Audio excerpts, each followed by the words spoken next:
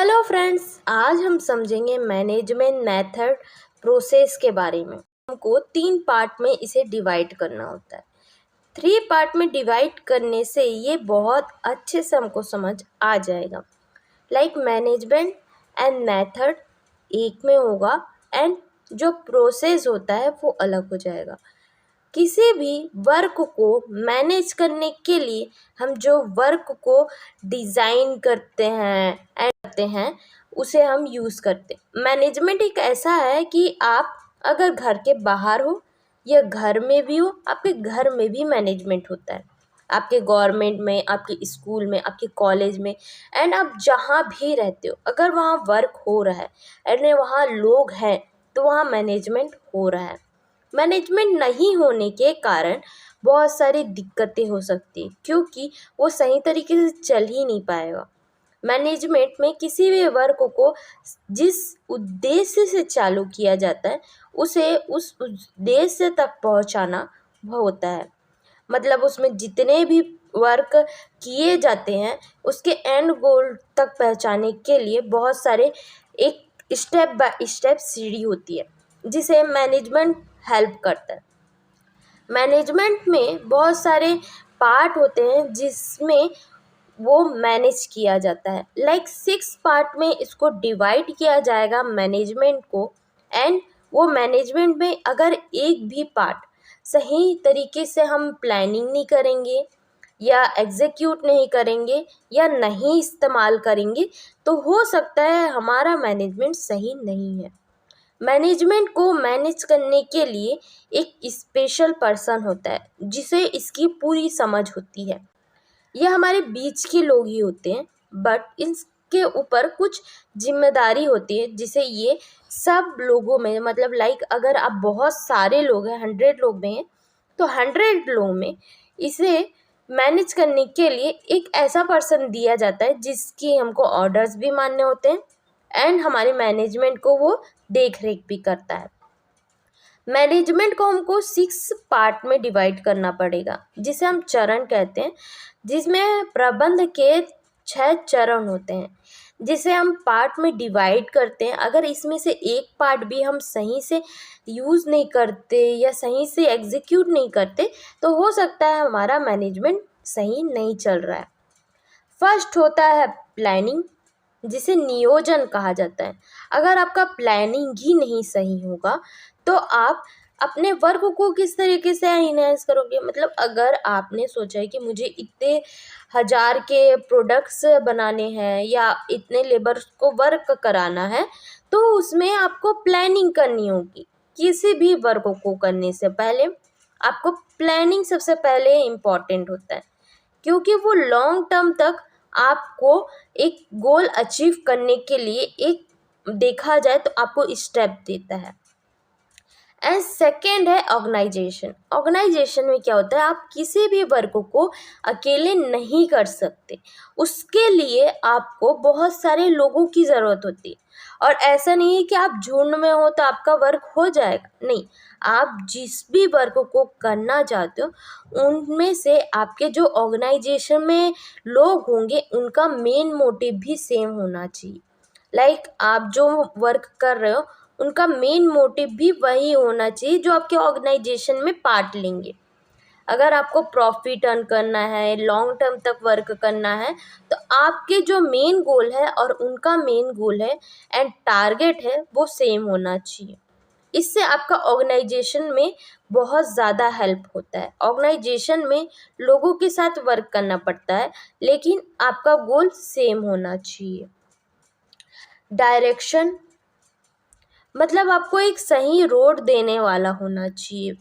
मतलब अगर आप प्लानिंग करते हो, आपके जो ऑर्गेनाइजेशन के लिए लोग भी आ गए बट आपको डायरेक्शन ही नहीं पता तरीके से आप किसी भी रोड में लाइक चलते जाओगे तो आपको टारगेट नहीं मिलने वाला। तो आपके टारगेट अचीव करने के लिए अगर आपको अपने कॉलेज से घर आना है तो आपको रोड पता होना चाहिए कि आपका टारगेट कैसा है, आपको किस रोड में जाना है, तो डायरेक्शन आपको पता होना चाहिए। अगर आपको राइट जाना है तो आप लेफ़्ट चले जाओगे तो आप नहीं पहुंच पाओगे। तो इसी तरीके से किसी भी वर्क को करने के लिए आपको एक डायरेक्शन दिया जाता है कि हमको ये डायरेक्शन में ही चलना है एंड लॉन्ग टर्म तक उस डायरेक्शन को कई बार चेंज भी करना पड़ता है सिचुएशन के हिसाब से, बट आप किसी भी जगह पे आपको एक डायरेक्शन देना इम्पॉर्टेंट होता है, ये डायरेक्शन मिलना इम्पॉर्टेंट होता है।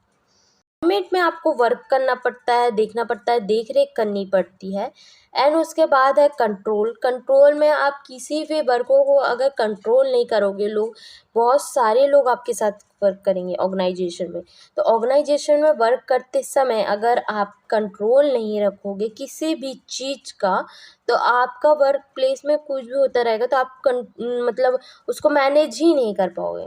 तो आपको कंट्रोल रखना पड़ता है। कई बार आपके पास जो वर्क हो रहे हैं, लाइक अगर किसी भी प्रोडक्शन का वर्क हो रहा है, अगर वो उसमें प्रोडक्शन में ज़्यादा किसी भी चीज़ का प्रोडक्ट बनाया जा रहा है, तो अगर आप मैनेज नहीं करोगे तो फ्यूचर में आपका प्रोडक्ट भी ख़राब हो सकता है और आपकी सेलिंग में प्रॉब्लम जा सकती है। तो किसी भी वर्क में आपको कंट्रोल करना मोस्ट इम्पॉर्टेंट होता है एंड लोगों को मैनेज करने के लिए कंट्रोल बहुत इम्पॉर्टेंट होता है। समन्वय, अगर आप ऑर्गेनाइजेशन में वर्क कर रहे हो, मैनेजमेंट में वर्क कर रहे हो, तो आपसी तालमेल होना मोस्ट इम्पॉर्टेंट है, क्योंकि आपका जो गोल है ना, आपके गोल के हिसाब से आप लोग को डिसाइड करके अपने साथ वर्क कर रहे हो, तो आपका वर्क प्लेस के हिसाब से आपको डायरेक्शन दिया जाएगा। डायरेक्शन के हिसाब से आपका समन्वय भी होना चाहिए। समन्वय मतलब होता है कोऑर्डिनेशन। कोऑर्डिनेशन में आप एक साथ अच्छे से वर्क करोगे तो आपका आपसी तालमेल होना इम्पॉर्टेंट है। अगर आप किसी के साथ झगड़ा ही करते रहोगे या आप उनके साथ कम्युनिकेट ही नहीं कर पाओगे या आपको वो पर्सन समझ नहीं आते या मतलब बुरा बिहेव करते हैं, तो आप उन लोगों के साथ वर्क नहीं कर पाओगे, वो कोई भी इंसान हो। तो इसी तरीके से आप किसी भी इंसान के साथ वर्क कर रहे हो, ये बाहर वर्क कर रहे हो, तो आप उनके साथ बहुत सारा टाइम बिताओगे। तो अगर आप कोऑर्डिनेशन ही नहीं होगा, समन्वय नहीं होगा, तो आप लॉन्ग टर्म तक काम करने में थोड़ा सा प्रॉब्लम जा सकता है। मतलब जो control, organisation, direction and appointment and control and जो कोऑर्डिनेशंस होते हैं, ये सारे जो वर्क होते हैं, इसमें से एक भी मिसिंग होने से या एक भी जो सर्कल जो चलता है, अगर ये अच्छे से नहीं होगा तो हमारे लॉन्ग टर्म होने वाले वर्क में इफ़ेक्ट डालते हैं। अगर हम मैनेज कर रहे हैं किसी वर्क को तो उसके बहुत सारे मेथड को हमको फॉलो करना पड़ता है, तो इसे कहा जाता है मैनेजमेंट मेथड। अगर हमको किसी भी चीज़ को फॉलो करना है, उनके मेथड को फॉलो करना पड़ता है, क्योंकि लॉन्ग टर्म में अलग अलग सिचुएशन में अलग अलग जगहों पर इसके अलग अलग मेथड होते हैं, तो उसको लोगों को फॉलो करना पड़ता है। तो यही में मैनेजमेंट मेथड यूज़ किया जाता है एंड उसके साथ एक प्रोसेस होता है। लाइक प्रोसेस क्या होता है, किसी भी चीज़ का प्रक्रियाएं होती हैं। लॉन्ग टर्म तक अगर हम किसी भी वर्क को करते हैं तो उसकी स्टार्टिंग सबसे मोस्ट इम्पॉर्टेंट। हम कल क्या करेंगे उसकी प्लानिंग तो हम कर लेंगे, बट आज हम क्या कर रहे हैं ये भी देखना ज़रूरी होता है। हमारे जो आज के एक्शंस होते हैं वो कल के रिजल्ट डिसाइड करते हैं।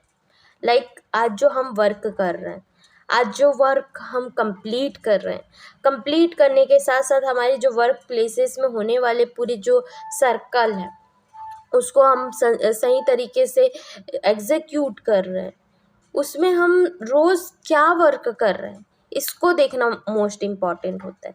कि हम जिस तरीके से हमको वर्क दिया गया है, लाइक अगर आप ऑफिस का वर्क करते हो तो ऑफिस के वर्क में रोज़ के रोज़ आपको कुछ ना कुछ मतलब जो प्रॉफिट हो रहा है, लॉस हो रहा है, परचेस हो रहा है, सेलिंग हो रहा है एंड ये सारी जो चीज़ें हो रही है ना, उनको आपको ध्यान देना पड़ेगा एंड देखना पड़ेगा कि अगर ये सारी चीज़ें हो रही तो आज जो मैं बना रही हूँ, जो मैं करूँगी उसका रिज़ल्ट मुझे मिलेगा। तो हमारे जो प्रोसेस है ना, मतलब कि हम रोज़ इस काम को कंप्लीट करना है तो करना है। तो जो हमारे वर्क अगर हम सही तरीके से रोज़ के रोज़ करेंगे तो जो हमारा प्रोसेस जाता है उसका रिज़ल्ट अच्छा मिलता है। तो जो हम रोज़ के रोज़ जो काम करते हैं ना उसे हम प्रक्रिया कहते हैं। जो हमें रोज़ करना पड़ता है या वीकली करना पड़ता है या मंथली करना पड़ता है, बट एक रोज़ के रोज़ हमको एक काम को कंप्लीट करना है, एक टारगेट को अचीव करना चाहता है। एक होता है शॉर्ट गोल और एक होता है long term goal. Short term goal क्या होता है, जब आपको रोज़ के रोज़ एक टारगेट दिया जाता है, रोज का या वीकली या मंथली, तो उसे अचीव करना पड़ता है। तो वो जब स्टार्टिंग से लेकर जो एंड तक, जब शॉर्ट टर्म गोल में आपको 1 मंथ का या वीक का या 1 डे का टारगेट अचीव कर लेते हो, तो वो जो सफ़र होता है, जर्नी होता है, उसे प्रोसेस कहा जाता है। एंड उस प्रोसेस में आपको टाइम भी लग सकता है, टाइम कंज्यूमिंग होता है, बट ये लॉन्ग टर्म में प्रॉफिट होता है, क्योंकि इसके रिजल्ट बहुत बेनिफिट होते हैं। तो ये सारी 3 चीज़ें इसको इंक्लूड करके एक सब्जेक्ट को समझाया गया। ईज़ी तरीके से आप समझोगे तो मैनेज करना होता है, एंड उसके कुछ मेथड होते हैं, एंड उसमें रोज़ के रोज़ कुछ ना कुछ वर्क करना होता है। बहुत सारे इन्वायरमेंट होते हैं। इन्वायरमेंट मतलब होता है वातावरण। वातावरण को हम अगर इन्वायरमेंट मतलब होता है हमारे आसपास की सराउंडिंग, इंटरनल, और एक होता है एक्सटर्नल। इंटरनल में क्या होता है कि आपके जो वर्क प्लेसेस हैं, मैनेजर हो गए, बॉस हो गए, फैक्ट्री में वर्क करने वाले लेबर हो गए, या जो प्रोडक्ट लाने वाले होते हैं, प्रोडक्ट बनाने वाले होते हैं, कच्चा मटेरियल लाने वाले होते हैं, जितने भी जो इन जो कंपनी के अंदर वर्क करते हैं, किसी भी वर्क में कंपनी के अंदर जो होता है वो इंटरनल होता है, और कंपनी के जो बाहर वर्क होता है वो एक्सटर्नल होता है। तो इंटरनल में आपको समझ आ गया कैसे होते हैं। एक होता है एक्सटर्नल। एक्सटर्नल इन्वायरमेंट में जो संसाधन होते हैं, रिसोर्सेज होते हैं, उसमें आते हैं ह्यूमन कैपिटल, मैनेजमेंट, टेक्निकल, ये सारी चीज़ें होती हैं। फर्स्ट है human capital, management and technical. ये सारी चीज़ें इंक्लूड की जाती है संसाधन में। मतलब आप ह्यूमन से रिलेटेड होगा, कैपिटल मतलब पूंजी से, मैनेजमेंट मतलब बताया ना मैंने कि मैनेज करना होता है किसी वर्क को, और टेक्निकल मतलब तकनीकी। एंड एनवायरनमेंट के बाहर जो ग्रुप होते हैं वो होते हैं एम्प्लॉई एंड कस्टमर, गवर्नमेंट, या कम्युनिटी जो अलग अलग कम्युनिटी से वर्क होते हैं, ये सारी चीज़ें इंक्लूड की जाती है। एंड थर्ड है रिज़ल्ट, जिसमें प्रोडक्ट्स आते हैं, मतलब उत्पादन हो गए, सर्विस मतलब जो सर्विस होती है, सर्विस मतलब हो गई आपकी सेवाएं, प्रॉफिट को देखा जाता है, और गोल अचीव हो रहा है कि नहीं, आपको संतुष्टि मिल रही है कि नहीं मिल रही है जो हम बेच रहे हैं, या कुछ भी कंपनी में वर्क हो रहा है, ये सारी चीज़ें इंक्लूड की जाती है जो हमारे इंटरनल नहीं एक्सटर्नल इन्वायरमेंट में आते हैं। ये सारी चीज़ें होती है जो हमको लॉन्ग टर्म में प्रॉफिट गेन करने के लिए हेल्प करते हैं।